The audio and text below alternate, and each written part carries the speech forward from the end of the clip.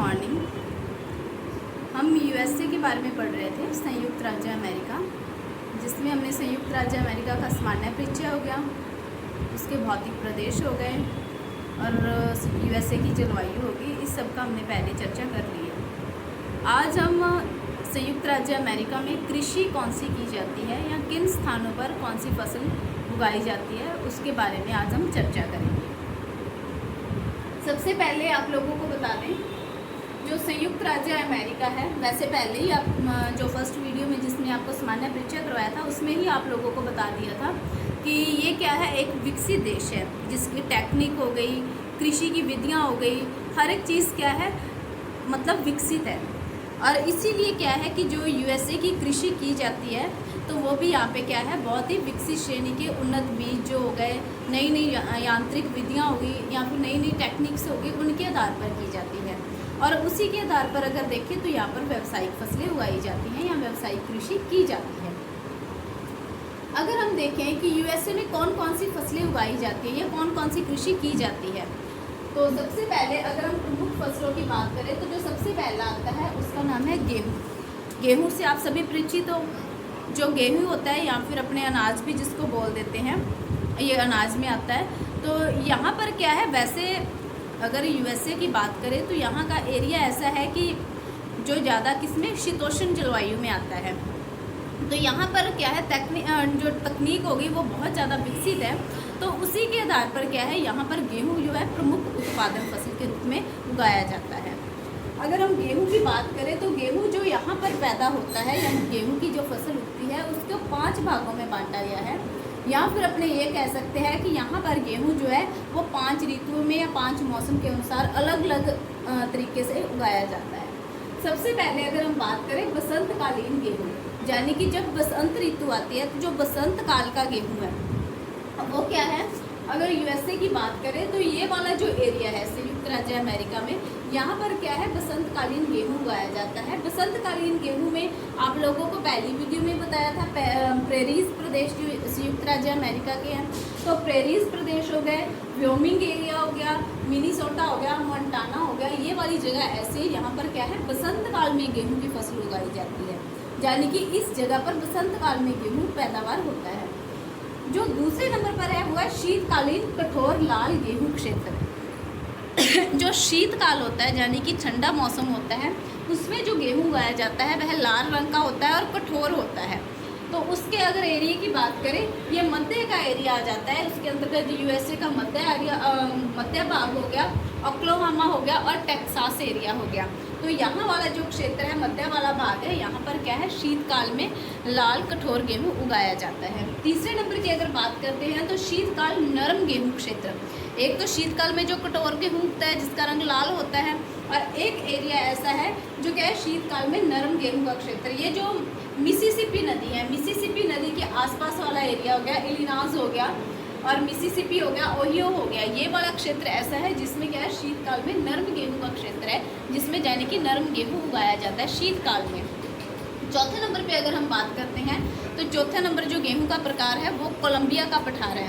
Colombia के पठार में अगर हम देखें कि कोलंबिया के पठार में किस जगह पर गेहूँ का उत्पादन किया जाता है, तो वो एक इसकी राजधानी होगी वाशिंगटन डीसी होगी, ओहियो हो गया, ये वाले प्रांत ऐसे हैं यहाँ पर क्या है कोलंबिया के पठार में, जिसमें क्या है गेहूँ की फसल उगाई जाती है। 5वें नंबर पर देखें तो कैलिफोर्निया का एरिया। कैलिफोर्निया जो क्षेत्र है, आप लोगों ने ये जलवायु में पढ़ा था कि कैलिफोर्निया में क्या है भूमध्य सागरीय जलवायु पाई जाती है। तो जो कैलिफोर्निया का एरिया है यहाँ पर भूमध्य सागरीय जलवायु पाई जाती है, तो यहाँ पर भी क्या है जो गेहूँ का उत्पादन है वो बहुत अच्छा होता है। तो ये था गेहूँ का उत्पादन। अगर हम इसके बाद बात करें मक्का उत्पादन में, मक्का उत्पादन में कौन कौन से हैं, तो मक्के में सबसे पहले अगर हम देखते हैं कि मक्के की आप लोगों ने शायद ये जानते होंगे यूएसए के बारे में कि जो संयुक्त राज्य अमेरिका है, यहाँ पे कुछ फसलें ऐसी हैं जिनको पेटियों के रूप में नाम दिया गया है, यानी कि उनकी एक पूरी पेटी ही पाई जाती है उसी में, जैसे मक्का हो गया, कपास हो गया, तो ये ऐसी हैं जो पेटियों के रूप में पाई जाती हैं। और वैसे मक्के की बात करें तो ये ओहियो से लेकर नेब्रास्का हो गया, इसकी एक पेटी पाई जाती है यहाँ पर ओहियो से लेकर नेब्रास्का तक। और इसके बाद दक्षिण में अगर देखें, दक्षिण में जो इलिनॉइस एरिया है इसके उत्तर में विस्कॉन्सिन और मिनीसोटा तक इसका विस्तार पाया जाता है। जाता है। तो ये जगह ऐसी है, यहाँ पर क्या है, मक्के का उत्पादन किया जाता है। तीसरे नंबर पे अगर हम बात करते हैं तो यहाँ पर आता है चावल का क्षेत्र, यानी कि चावल कहाँ पे उगाया जाता है। हालांकि यहाँ पर क्या है, चावल थोड़ा कम उगता है, चावल का उत्पादन यहाँ पे कम होता है। लेकिन अगर यूएसए की बात करते हैं तो यहाँ पर क्या है, चावल ज़्यादा खाद्यान्न के रूप में काम में नहीं लिया जाता। तो जितना भी चावल का उत्पादन होता है उसका भी यहाँ पर क्या किया जाता है, निर्यात किया जाता है।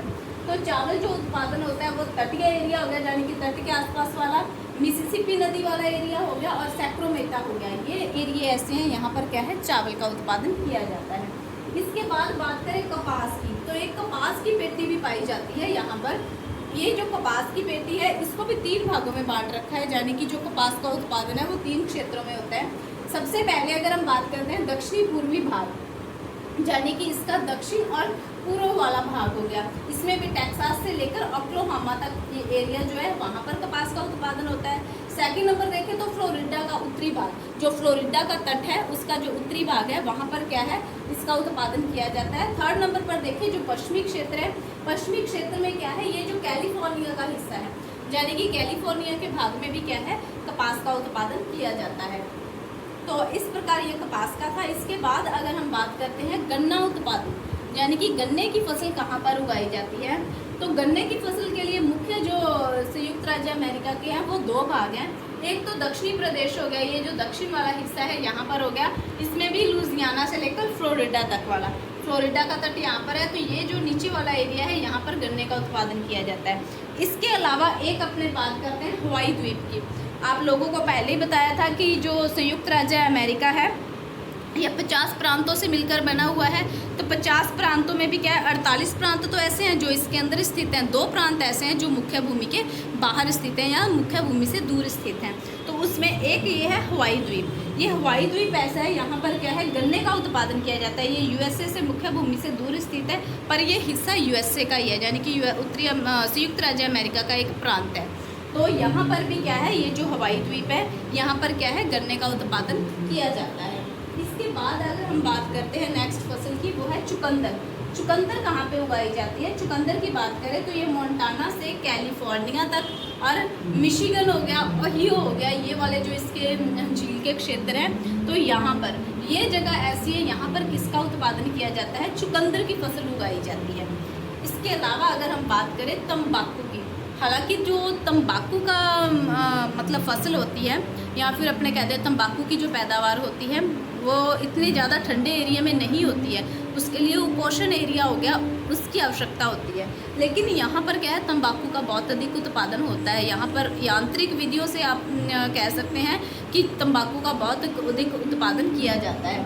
तो तंबाकू के लिए जो क्षेत्र है वह कौन कौन सा है, कैरोलिना हो गया, केंटुकी हो गई, न्यू इंग्लैंड का क्षेत्र हो गया, ये क्षेत्र ऐसे हैं यहाँ पर क्या है, तंबाकू की फसलें उगाई जाती हैं। और आप लोगों को ये जानकर शायद हैरानी होगी या हो सकता है कि आपको पता भी हो कि जो संयुक्त राज्य अमेरिका है वो इन सभी फसलों में प्रथम, द्वितीय या फिर तृतीय स्थान रखता है। हालांकि यहाँ पर कंडीशन इसके अनुकूल नहीं है, लेकिन यहाँ पर अगर अपने देखें यांत्रिक विधियाँ इतनी अच्छी हैं या फिर अपने ऐसे कहते हैं कि यहाँ पर तकनीक इतनी ज़्यादा विकसित है कि ये क्या है, यहाँ पर संयुक्त राज्य अमेरिका में इतनी फसलें उगाई जाती हैं।